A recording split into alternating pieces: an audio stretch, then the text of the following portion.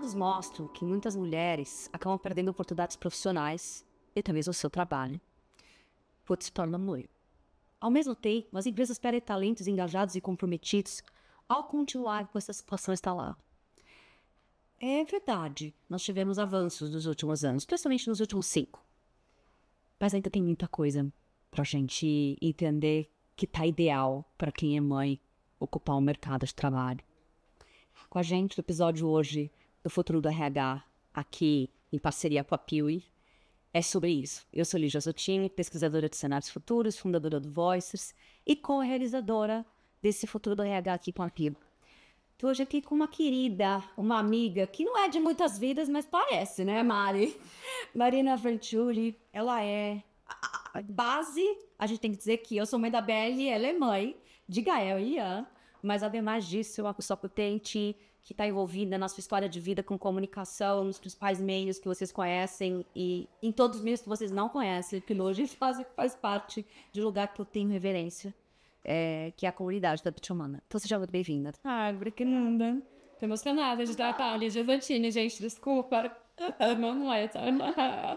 Não, vai ser uma emoção só, assim, alguns episódios a gente vai se emocionando só de tocar no tema maternidade, um programa inteiro sobre maternidade e trabalho, preparem, né? A gente que tá nessa jornada se sente muito auto-identificada. Eu lembro que eu começo a minha história com maternidade, eu vou deixar gravado aqui, porque eu já falei em muitos lugares, mas eu nunca gravei na frente da câmera. Dani, né? Dani Junco, que é uma das fundadoras ali do ecossistema de Bitumami. A nossa história se começa, né? Se entrelaça juntas ali, Voices nascendo, Bitumami também. É uma grande referência de nova economia. Chanel, como tudo que acontece na minha vida, é novo humano, tá fazendo novas coisas para trazer esses futuros mais saudáveis, eu quero saber mais. E entrevistei ela num programa que eu tinha na rádio ainda, né? Na Geek. E eu lembro que ela falava, né, da mãe, do programa, do Fight Like a Mother, né, que é a camiseta base de vocês, então lutar como uma mãe. E aquilo foi me dando uma emoção, que eu já tinha visto, eu já conhecia há quase um ano, mas naquele programa eu me emocionei profundamente. Eu já estava grávida e não sabia. Olha só! E assim foi a minha história com a Bitumami hoje. A reverência nasce desse lugar, dessa potência. Vamos começar do início? Vamos. Maternidade para você, trabalho, e o que te faz hoje estar envolvida com negócios para empoderar, protagonizar mulheres no mercado? Vou começar contando da minha maternidade, tá? As minhas maternidades. Sou mãe de 2 meninos. E eu falo que o Gael, que é meu filho mais velho, ele me deu asas. Ele me mostrou o tamanho que eu podia ter, assim. Eu vivi, materializei um milagre, acompanhando minha gestação, o nascimento dele, o desenvolvimento dele. Na segunda gestação do Ian, eu passei por um processo muito complexo profissional, de muita violência, muito assédio na gestação, na licença maternidade, e foi muito complexo. E a Dani também foi esse ponto de virada. Ela me estendeu a mão e quando eu vi tinha mais um monte de mulheres ali para mim.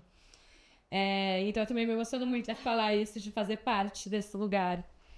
E o Ian, que é meu filho mais novo, eu não sentia ele mexer na minha barriga durante o dia, assim, de tão densa que eu tava, de tanta coisa que eu precisava fazer. E aí, quando eu ia relaxar, tomar um banho, dormir, eu lembro de mexer muito na barriga e pedir desculpa pra ele. Não queria que você estivesse sentindo isso. Desculpa, mamãe te ama, vem tranquilo e tal. Isso no meio da pandemia. Eu descobri que eu tava grávida em janeiro de 2020, o março o mundo fechou. Aí a gente descobriu juntos, eu descobri dia 12 de dezembro de 2019. Eu descobri 2 de janeiro de 2020, meu aniversário. Inclusive foi um presente, meu ano novo total. Botava. E aí, passando por todo esse processo, o Ian me deu um plano de voo, porque eu tinha asas e não sabia necessariamente para onde eu podia ir. Eu me sentia maior, mais corajosa, com muitas outras habilidades. Quando o Ian nasceu, ele veio direto pro meu colo e a nossa conexão foi direta, imediata. Ele estava sempre muito ali presente. Então, nas mamadas, ele ficava me olhando. Às vezes eu tava super estressada, nervosa, eu olhava pra ele, dava uma risadinha, sempre dando sinal de tá tudo bem, mãe, a gente tá junto. Você vai ver que vai dar tudo certo, né? Saí desse processo de violência, o Ian me trouxe um compromisso, ele me mostrou um compromisso que já estava muito ali, que era de não aceitar mais violências profissionais e de não calar, não silenciar diante de nenhuma violência. E esse propósito me une ainda mais a essa comunidade de mães e mulheres, porque esses relatos, isso aconteceu comigo há alguns anos, esses relatos continuam chegando pra gente. Então, quando eu olho para a maternidade, eu olho para a potência disso tudo. E o Ian me mostrou que, além de ter o tamanho todo que eu tava, eu podia estar em qualquer lugar. O Ian me mostrou que eu não precisava ter um sobrenome corporativo, que eu podia olhar para as trends que, de fato, se conectam comigo. Então, a maternidade, para mim, é tudo isso. Ao mesmo tempo em que eu brinco dizendo que a maternidade é uma mistura de uau, ou fui eu que fiz, né? E eu olho pra eles, às vezes eu falo, mano do céu, por que eu fiz, sabe? Sim, é um equilíbrio bem louco desse amor, assim, e de tudo que vem junto da maternidade. Não usa sombra, é isso que não faz semana e não tem pra onde entregar, a gente assim, e potencialmente o último momento desse nó, dessa rede imensa que pode ter ao redor de uma criança. Exato. Começa e termina aqui. Tem alguns dados que me alarmam, assim, sabe? Ainda. 28% do rendimento médio de uma mulher é menor que um homem. E passa por essa matemática do vai ser mãe ou não, né? O IBGE fala de estatística de gênero, apenas 54,6% dos que possuem filhos de até 3 anos estão empregados. Por sua vez, 89,2% dos homens com filhos pequenos estão no mercado de trabalho. Outros dados, né, da Conduru Consultoria, agora de 22, 70,8% das mulheres com filhos possuem mais dificuldade de conseguir novas oportunidades de trabalho. Cara, 2024, Mari. Você sabe que é bem complexo mesmo, porque é isso, os relatos, eu passei por tudo isso há alguns anos, então eu sou uma das mulheres dessa estatística. Tem a pesquisa da GV de 16, que fala que 48% não retorna ou perde seu trabalho em até 2 anos com seus filhos. Eu sou uma dessas mulheres. Eu acho que é muito importante ter dado, mas saber que o dado parte de vidas, né? Sim. Porque vidas foram impactadas diretamente por esses números. Tem uma pesquisa do ano passado, da PUC do Rio Grande do Sul, que foi olhar os microdados das PNADs contínuas, assim, e chegou a um número que é bem nisso que você trouxe. Ter mais de um filho, ter mais filhos, tira 40% das mulheres no mercado de trabalho. Sabe quantos homens são impactados por isso? 0,6. Ó. Porque a conta da maternidade é da mulher e a gente precisa parar de falar de maternidade necessariamente e começar a olhar para a parentalidade com diversas formas de uma formação de família e voltando para a ancestralidade, para as sabedorias ancestrais de que precisa de fato de uma aldeia para criar e educar uma criança. E isso a gente não está falando só de pessoas físicas, a gente está falando das empresas também. Sim. E isso tudo acontece muito porque a gente não tem políticas públicas e privadas, as empresas também não olham para a maternidade como algo que ela é, que é o natural. Porque se a gente para de ter filho, a sociedade deixa de existir. A frase da Dani é maravilhosa. Sim, metade do mundo é mulher e outra metade vem de mulher, entendeu? Exato. Então, a gente pode falar da política de licença maternidade. 4 meses. Ai. A OMS recomenda a amamentação exclusiva por 6 meses. Sim. Então, isso já viola um direito, e aí trazendo muito meu lado especialista em direitos humanos, já viola o direito de existência dessa criança e de acesso à alimentação adequada, à saúde. Aí essa mulher que tem que voltar com 4 meses, ela muito provavelmente vai desmamar essa criança, porque no trabalho dela, ela não vai conseguir ordenhar, ela não vai conseguir guardar o leite para conseguir chegar em casa e oferecer e mandar para as creches, para as escolinhas ou para quem está ali na rede de apoio, enquanto ela está fora trabalhando. E aí, se a empresa assina o termo de empresa cidadã, pode dar até 6 meses. Sim. Ok. A dos homens é de 5 dias. E aí, se assina o termo de empresa cidadã, vai dar 15. Assim, 5 dias é o carnaval, é o feriado do carnaval. Exato.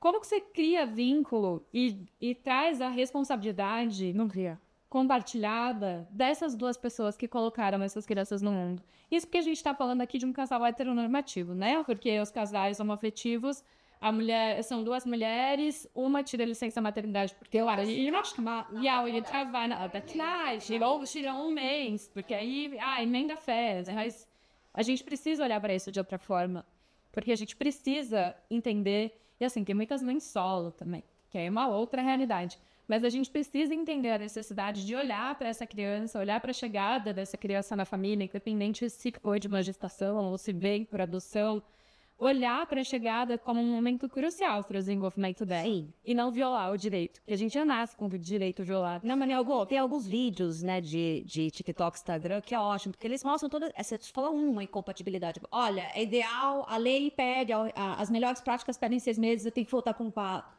As melhores práticas pedem que a mãe é ainda uma simbiose, mãe bebê até os 2 anos, as minhas emoções afetam. E aí você fica várias horas e não tem nenhum hibridismo, flexibilidade. Como? E esse ser chamado mãe, mulher, gerencia todas essas demandas incongruentes dentro dela mesma. Ele veio outra pesquisa que fala que a gente trabalha pelo menos 11 horas a mais. E aí as empresas enxergam isso como falta de produtividade. Então justificam o salário menor da mulher porque ela tem várias outras demandas. E é engraçado, eu vou trazer de novo pontos da nossa cidade, porque o meu filho mais velho, ele estava assistindo o jornal comigo um dia, e aí o jornal apresentou uma matéria falando sobre essa pesquisa da diferença salarial entre homens e mulheres. E ele estava brincando ali. Brincando, E aí falou da diferença salarial ser ainda maior quando se trata de uma mulher negra. Ele parou o que ele estava fazendo, daí ele falou: mamãe, você trabalha muito. Por que você ganha menos que as outras mulheres? Ou por que você ganha menos que os homens? Isso é muito injusto, Simara. E aí eu parei, assim, eu fiquei olhando e falei, de onde me tirou tudo isso, assim? Eu falei, mas onde você viu isso? Ele acabou de falar na TV, mamãe, por que isso não pode acontecer? Aí eu olhei e falei, olha que eu tô fazendo um bom trabalho, no futuro, né?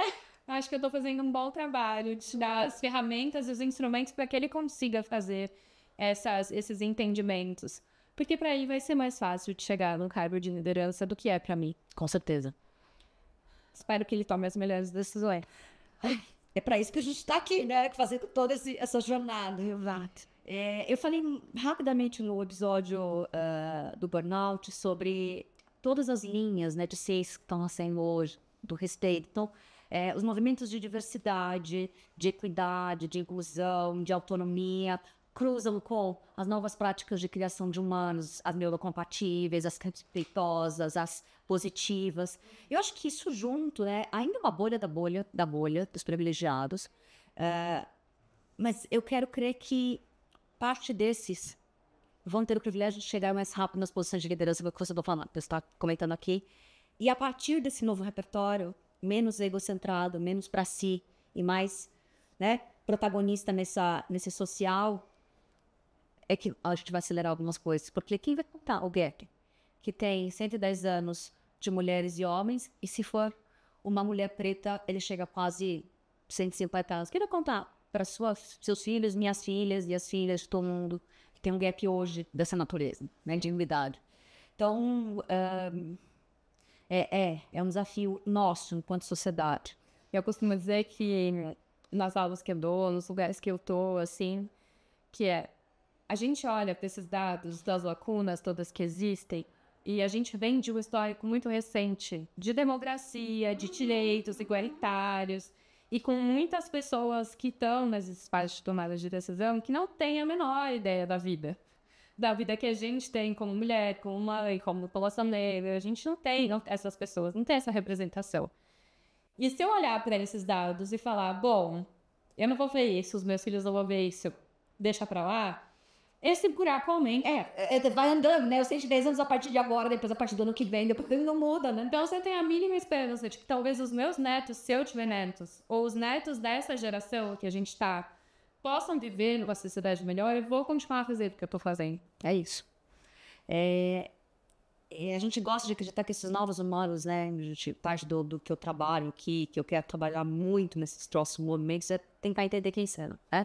É menos sobre um segmento, sobre uma condição e mais sobre uma característica que move parte do seu poder, do seu eixo central de poder, de si em prol daquilo que precisa ser resolvido, né? Da sua posição de privilégio. Eu acho que dentro da Bitmami, e ainda já com um próximo bloco de perguntas, Mari, vocês falam muito, além dessa rede de apoio, de suporte, de autoidentificação, que traz um monte de curas em segurança psicológica e segurança de rede, vocês falam muito também do empreendedorismo, né? Tem um dado de você que 75% das mulheres empresárias iniciaram seu empreendimento depois que se tornaram mães. Qual que é a natureza dessa decisão? Eu acho que é a necessidade de gerar renda. É a primária. Eu acho que sim. Porque tem, óbvio, né, que a gente pode ir para as bolhas loucas. Então, a bolha do maior privilégio é de você optar por se dedicar à maternidade. Mas a gente está falando de um país em que 51,1% da população é formada por mulheres. E a gente está falando de um país em que mais de 37 milhões de domicílios tem uma mulher como responsável. Se a gente olha a renda per capita do Brasil é de R$ 1.500. E a gente fala muito hoje do fenômeno da geração sanduíche, que cuida de quem está embaixo, cuida de quem está em cima, mas isso já vem desde a época da minha bisavó, da minha avó, sempre existiu. Que a gente não tinha dados, e aí a gente não sabia nomear, a gente não sabia agir com relação a isso. E a gente está nesse momento muito privilegiado de poder falar tudo que a gente está falando em todos esses espaços e de poder olhar para essas realidades de outra forma. Então, acho que o empreendedorismo vem muito como a gente fala na Bitumami de todas as mulheres serem líderes e livres economicamente. E o empreendedorismo, para muitas delas, é, de fato, a única possibilidade de gerar renda. Porque elas não conseguem voltar para o mercado de trabalho, lembra do dado? Sim. E aí, se ela é mãe, se passa por uma entrevista, mas com quem as crianças vão ficar? Quem vai cuidar do seu filho quando você está trabalhando? Mas você vai ter que sair de novo porque a criança ficou doente. Mas de novo, me entrevisto. Gente, entrevistas acontecem, tem intensa ou não. Sim. A diferença é que os homens mentem nos trabalhos justamente para não passarem pela mesma situação. Então, o empreendedorismo é a possibilidade da geração de emprego e renda daquela mulher, de movimentar a economia de uma outra forma. Mari, e assim, desse ponto, eu acho que tem uma realidade, como mover isso, né? A gente veio falando em vários programas aqui sobre a diversidade, né? Um dos programas que a gente trouxe nessa temporada foi a neurodiversidade, que é muito pouco falar, né? E do ponto de vista de diversidade, todo setup de uma operação, falando no linguajar das empresas, do que é novo, a tecnologia nova requer um time que vai olhar para isso, aprender conceitos, o que fazer, vai demorar para aquela tecnologia que você coloca para dentro de fácil trazer a performance e a diferencial que você gostaria que ela, quando comprou, tivesse. Algumas vezes pode até não dar muito certo, vamos ter que ajustar ela de novo. Porque quando a gente fala em inovação humana, parece que a velocidade do meu negócio talvez não esteja preparado para receber o diferente, o diverso, olhar para quem já está dentro da nossa empresa de forma mais respeitosa e inclusiva. Nós mulheres sempre estiveram lá. Porque vai ou diminuir a velocidade, ou porque a produtividade pode cair. Dani também tem uma frase, né, cara? Estende uma mão pra mãe que tá ali nesses primeiros anos da criança, que ela não é autônoma, ela é de verdade o bebê acha que ainda é parte daquela mãe, daquele organismo que ele saiu. É muito difícil porque ele não acaba em 3 meses. Eu acho que eu tô agora com a minha filha com 4 anos e acho que tô saindo dele. Porque eu consigo perceber que ela se entende como indivíduo e eu consigo ser menos impactada como ser que ela é. Tá. Como é que eu protejo esse processo? Ela me fala isso. Que a hora que você protege esse período, que você estende essa mão, seja no início, seja não demitindo, seja trazendo mais mulheres que estão grávidas no processo e assumindo que ela vai ficar só alguns meses, vai sair por vários. Cara, você vai ganhar um processo de... Eu não gosto de dizer lealdade, porque não é para isso que a gente faz as coisas para a inclusão. Mas você vai ganhar um lugar onde alguém tem um processo de gratidão, né? E é forte essa força da gratidão, que vai gerar benefícios. Pode ser, olha, mas daqui um mês, quando ela voltou, ela saiu. Mas enquanto ela esteve lá, nesse guarda-chuva protetivo, você vai ter uma potência. Uma potência de uma mulher que tem uma energia da vida dentro dela. Eu nem sei se as empresas entendem essa linguagem. Eu acho que não. E acho isso acho que a gente precisa conversar cada vez mais sobre isso. Porque quando uma mulher avisa que ela tá grávida, gente, vamos considerar uma gravidez a ter. São pelo menos 38 semanas para aquela criança nascer. Ela não vai nascer em uma semana, assim, ela não vai nascer em 15 dias. Então esse processo de transição de saída precisa ser cuidado. Assim como o processo de transição de volta dessa mulher também precisa ser olhado como um processo de transição de volta daquela mulher. Tem empresas que já colocam uma licença paternidade de 6 meses. E os homens não querem tirar, porque eles sentem a insegurança de sair, ficar por um período longo, embora, e voltar e não ter mais lugar naquela empresa. Por que será que eles não querem tirar? Porque os ambientes não são seguros o suficiente para isso. É isso. E, ao mesmo tempo, tem muitas pesquisas que já mostram que o desempenho das mulheres na liderança são muito melhores para o resultado do negócio, porque olha mais para a diversidade e, com isso, traz mais possibilidades de inovação. E a gente está perdendo onde, assim? Por que essa conta não está fechando? E eu acho que é a coragem de fazer coisas novas num indivíduo, né? A gente teve também um programa que entrevistamos Mara e Camila. Mara psicóloga, Camila lá da cúpula da Unilever. E tem um caso histórico deles, né? Que durou por um período, mas um teste. E esses testes precisam aparecer por todos os lados, que era 2 diretoras de RH engravidaram mais ou menos no mesmo período. E ao voltar das suas licenças, entenderam que... Porque mais só do que, estou pronta, vamos trazê-la de volta. Ou seja, para atualizá-la do que aconteceu nesses 6 meses, para trazer o time de volta para ela, entregar a força de poder que ficou ausente de volta na liderança dessa pessoa, né, dessa mulher. Mas tem todo o outro lado que, quem é mãe sabe que 6 meses você está com um enorme rombo no seu coração de deixar o seu filho pequenininho, a sua filha pequenininha, longe do seu ser. Não é simples você voltar lá. Então é menos só para você me atualizar sobre o que está acontecendo aqui, e eu vou querer porque é necessário para me manter né, nesse trabalho que é tão essencial para a estrutura da minha família. Sim. Mas é mais sobre emocional mesmo, né? Como é isso? Como essa mãe que já não é mais, ela já não é mais aquela pessoa. A gente tem uma amiga, né, a Thaís, que ela fala assim, olha, quando que você vai voltar, né?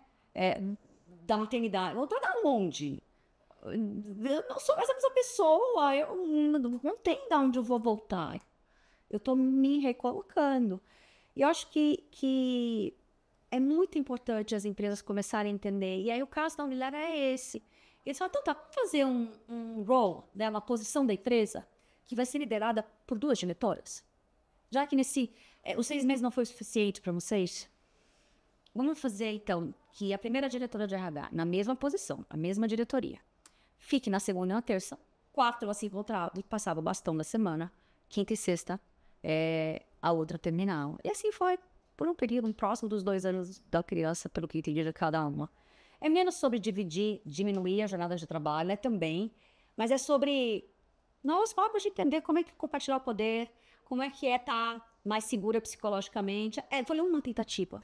Quantas tentativas vocês estão fazendo para acomodar essa diversidade que já está entre nós há tanto tempo? E eu acho que falta muito da disponibilidade das empresas conversarem para entender a possibilidade de flexibilizar uma série de coisas. Assim como também falta a coragem de permitir que as pessoas coloquem seus filhos nas agendas. Porque se você não está em posição de liderança e o seu chefe te fala, mas toda hora você leva o seu filho no pediatra, eu não levo. Por que você vai levar? O cara não vai sair do trabalho para levar o filho no pediatra, ele vai continuar mentindo, dizendo que era alguma reunião ou alguma coisa que ele tinha que fazer para o trabalho, para tentar fugir de vez em quando para levar o filho no pediatra. E as mulheres também não podem. E ali, como fica essa conta? Então, eu acho que tem que ter essa disponibilidade de conversa e, claro, entender qual é o caminho do meio. Porque do jeito que tá tirando metade da força produtiva das mulheres do mercado de trabalho. E isso tem impacto na economia. E que o mundo fala das power skills, da zona, né? Você lê o pensamento. A gente está tão necessitado de quem são essas powers, essas soft, essas human skills, que é mesmo sobre as 8 horas trabalhadas, né? A gente está às vésperas do GPT faz uma parte enorme do trabalho repetido da nossa sociedade. Vai liberar tempo? O que a gente vai fazer com o tempo? Vai botar mais coisa para ser feita nas 8 horas de trabalho? Ou a gente vai liberar horas de trabalho sem mexer, né, na remuneração das pessoas? Exato. E aí vamos falar das power skills, ó. Que é, vamos fazer a listinha aqui das principais. Aí fala de autonomia. O que a gente mais faz na maternidade? Fala de colaboração. Sim, de criatividade, de gestão de crise. Eu tenho bois. Eles te amam e eles brigam na mesma proporção. Então, toda hora tem uma gestão de crise. A gente olha para o coletivo de uma e fala, eles são macro. A gente tem uma perspectiva macro porque a gente tem vidas ali sob nossa responsabilidade diretamente. Não só na gestão de um time, que você também fica observando e entendendo qual é o contexto, a vivência, a experiência daquela pessoa, o momento daquela pessoa para conseguir gerenciar e trazê-la para o comprometimento de Você tá com um problema pessoal? Vai, resolve, tá tudo bem, a gente dá conta aqui. Essa pessoa volta de outra forma, porque ela entendeu que ela tá no ambiente seguro o suficiente pra mostrar os seus perigos e suas vulnerabilidades. Por que com a maternidade a gente não faz isso? A Dani fala que quando você nega a maternidade, você tá negando uma vida. E é, de fato, é isso. Então, acho que o chamado aqui pra gente ir pro último bloco e dar um arco aqui de fechamento pra nossa conversa. Se você tivesse que orientar esses RHs, essas pessoas, esses líderes, esses profissionais, né? Porque a gente fala aqui abertamente, na hora que tá na rede, tá pra todo mundo. Sim. Querem começar a ter um olhar mais respeitoso e fazer o que é certo, né? O mantra dessa temporada. A gente faz não só porque é importante, porque tá na lei, porque tá na moda. A gente faz porque é o certo a fazer. Exato. O que você falaria para essas empresas? Ter representação. Não adianta a gente querer tomar a decisão tentando vestir o sapato de outra pessoa. O sapato não vai caber. Você vai se sentir desconfortável o suficiente para nunca mais experimentar. Então, tenham representação. A gente fala muito de representatividade. Só que também não adianta ter a pessoa única lá, querendo convencer todas as outras. Precisa acontecer diferente. Tenham representação nos cargos de liderança, de tomada de decisão, para que as decisões sejam, de fato, pautadas nas necessidades das pessoas. Porque senão é isso. Eu acho que o melhor pra Lígia é isso. Mas é o melhor, de fato. A gente escuta essas frases bonitas. Eu falo na primeira pessoa, eu escutava coisas que eu escutava na Betumami, amigas minhas que eram mães. Eu sempre fui respeitosa, mas não era empática. A empatia passa por sentir o outro, ter a experiência do outro. É muito difícil ter a experiência do outro. E se você é de algum gênero que não tem a capacidade de gerar vida, se você é do gênero que gera vida, mas não passou por essa experiência. E são as mais diversos recortes, você gerou essa vida. Agora imagina nos graus de dificuldade que a gente tem dentro das diversidades. Você precisa disso tudo, do contrário. O seu maior exercício de educação ainda vai ser insuficiente para você, de fato, entregar a verdade daquela situação. Estejam dispostos e disponíveis para conversar e entender os melhores caminhos. Porque isso retorna como resultado, assim, invariavelmente retorna como um resultado. E aí todo mundo fala de, porque todo mundo sai. Por que será que todo mundo sai dessa empresa? Ninguém fica. Por que será que ninguém fica? Sabe? Conversem. A gente olha... E eu gosto muito da Convenção do Direito das Pessoas com Deficiência da ONU, que tem como frase e propósito, nada sobre nós sem nós. E isso cabe para todas as tomadas de decisão. Não adianta a gente querer tomar decisão por outra pessoa. Não adianta um homem determinar como tem que ser a vida de uma mulher. Não adianta uma mulher sem filhos determinar como tem que ser a rotina de uma mulher com filhos. Uma mãe que tem rede de apoio, que tem um companheiro ou uma companheira que olha para a parentalidade de uma forma mais estruturada, não consegue entender qual é a vida de uma mulher mãe solo.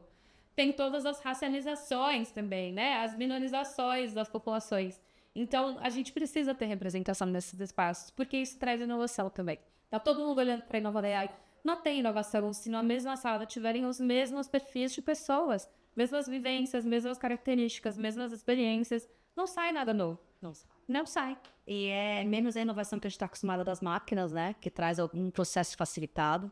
E mais a inovação como característica humana, nessa humanização, que traz humanidade expandida. Que é quem está desenvolvendo as máquinas. Exatamente, precisamos disso tudo e é sempre um retroalimentar, porque essa dança, o que a gente desenvolve a gente de volta. Ai, Mari, que delícia, que necessidade, que importante tudo que a gente falou aqui. Muito obrigada, senhor Quedulas. Esse foi mais um episódio, mais um capítulo aqui do Futuro do RH, uma conversa numa simples, não é agradável, nem sempre confortável, mas a gente está falando de uma posição que se eu tivesse que desejar algo, eu desejaria nessa sociedade utópica ideal que essas mães pudessem ter uma proteção, né, nos seus primeiros 2 anos de vida. E que a escolha de trabalhar ou não tivesse menos baseada na necessidade e mais baseada na potencialidade dessa criação humana. Mas até essa existência acontecer, se é que ela vai acontecer, a gente precisa de todo mundo que tem poder sustentando o que é necessário, o que é correto fazer. Muito obrigada.